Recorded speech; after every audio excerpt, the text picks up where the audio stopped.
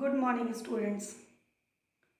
Before we discussing the effect of pressure on the state change of matter, first we will start from the topic that is latent heat. It is also related with the state change and temperature. So let's start latent heat. Students, as we know that when we supply the heat to a substance, there is increase in their temperature also. But if we will supply the heat when substance undergoes state change, means from solid to liquid change, from liquid to gaseous change, on that time when we supply the heat, there is no rise in temperature, means that heat does not rise the temperature. Why this is so?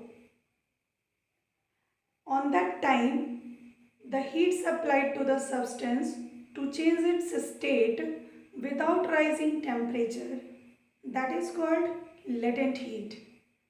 So, latent heat is the quantity of heat absorbed or released by substance undergoes to change of state at constant temperature.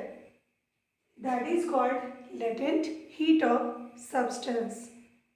For example, if we will supply the heat to ice, ice start to melt and changes into liquid water.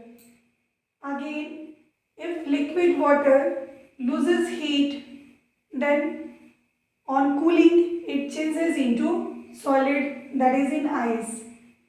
In this time, the amount of heat required, that is called latent heat. The amount of heat absorbed or released, both are latent heat. Latent heat are of two types, that is latent heat of fusion or melting, and second is latent heat of vaporization. So first we have latent heat of fusion. Latent heat of fusion, or we can say that latent heat of melting. Latent heat of fusion is the amount of heat energy required to change 1 kg of solid into liquid without rise in temperature at its melting point. That is called latent heat of fusion. For example, when 1 kg ice on heating changes into liquid water. In this case, it required 3.34 into 10 to the power 5 joule per kilo energy. This heat which we supplied for melting of 1 kg of ice into liquid water is called its latent heat. Their opposite or reverse is also happened. It means liquid when liquid water on freezing, when it freezes, changes into ice. In this case also, liquid water, 1 kg of liquid water, when it changes into ice, it also loses 3.34 into 10 to the power 5 joule energy. So same amount of energy can be absorbed or loses during the state change, and that is called its latent heat. Latent means hidden. Second is we have latent heat of vaporization.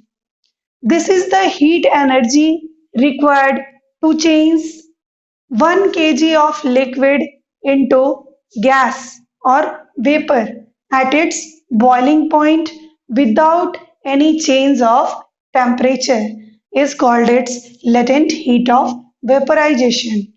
For example, when liquid water on heating changes into its vapor, it needs few amount of energy. So when 1 kg of water changes into its gaseous state, it needs 22.5 into 10 to the power 5 joule energy for 1 kg. Therefore, latent heat of vaporization of water is 22.5 into 10 to the power 5 joule per kg. Again, their reverse is also possible. It means when vapor changes into liquid form, when vapor or gases changes into on cooling, when it changes into liquid form or when it condenses into liquid form, then in this time also it loses 22.5 into 10 to the power 5 joule energy. This energy is called latent heat. So that there is much severe when we burn from the vapor as compared to the boiled water. Because in case of burning by the vapor or by the steam, it loses its latent heat, that is 22.5 into 10 to the power 5 joule energy for 1 kg of vapor. When 1 kg of vapor changes into liquid form, then it loses this amount of energy. So that when vapor condenses and changes into its liquid state, it also loses their energy, and that is called its latent heat. On the basis of that discussion, we have a question that why temperature does not change during state change of matter even we supplied the heat. This is because when we supplied the heat of a matter during its state change, that heat is used up to break down the force of attraction between the particles which hold them together, so that it does not increase the kinetic energy of particles. Hence, there is no rise in temperature during state change of matter. It is written here, a substance has some force of attraction between their particles which hold them together, and when we supply the heat to that substance which undergoes the state change, and substance used up that supplied heat to break down the force of attraction between the particles which hold them together. For example, when solid changes into liquid, when we supplied the heat to solid, it changes into solid to liquid. That supplied heat energy which we are supplying, that total supplied heat energy is used up to break down the bond between the solid particles which hold them together, and hence solid changes into liquid state. It does not rise the temperature because that heat energy is not increases the kinetic energy of particles of solid.